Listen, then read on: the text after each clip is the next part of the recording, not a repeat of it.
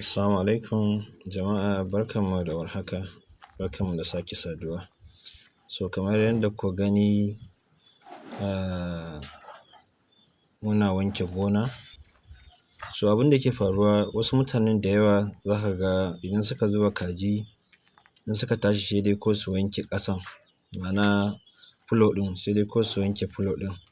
Amma za ka ga cewar akwai wannan tamfolin ɗin a jiki, ko leda ce a jiki, za ka samu ba kowa ne ya damu da ya wanke shi ba. Galibi duk lokacin da ka zuba kaji suna yawan fuffuka da yawan tone-tone. Wannan yaba haka take faruwa, wannan ƙuran na tashi sama, takan maƙale a jikin su waɗannan tamfolin ɗin, ko kuma ledojin da suke jiki. Shi yasa yana da matuƙar kyau duk lokacin da ka zo cewa za ka wanke ƙasan, to ka yi ƙoƙari lallai ka haɗa da saman da ƙasan ka wanke, ta yadda zai zamanto cewar babu wata cuta a wurin.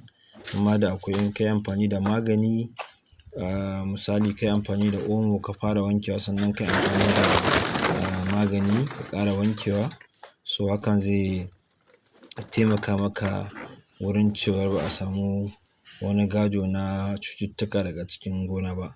Kamar yadda kuke gani nan cikin inda muke kiwon kajinmu ne, in kuka kula za ku ga wurin kamar ya zama ɗakuna guda uku an rarraba su.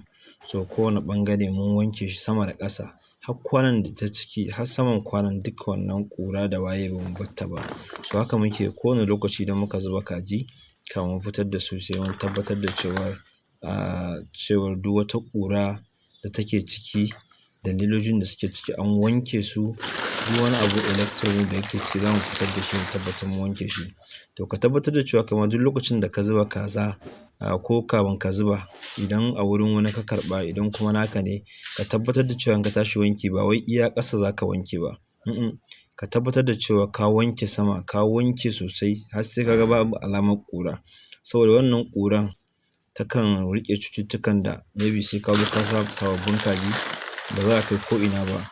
A satin farko, sati na biyu, sati na uku, a nan wurin aka fara shiga sati na huɗu, a nan za su fara nuna maka alama, lokaci ya riga ya ƙure maka.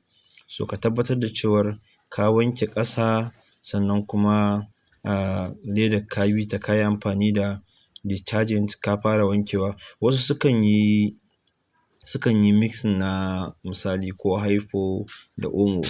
In ka haɗa wannan zai iya ba da wani sinadari na daban. Abin da ya fi, ka fara wankewa da omo, idan ka wanke ya fita, sai ka ɗauraye, sai ka ɗauko omo, sai ka ɗauko shi hypo ɗin, ko kuma dai duk wani magani da za ka yi amfani da shi na kashe ƙwayoyin cuta.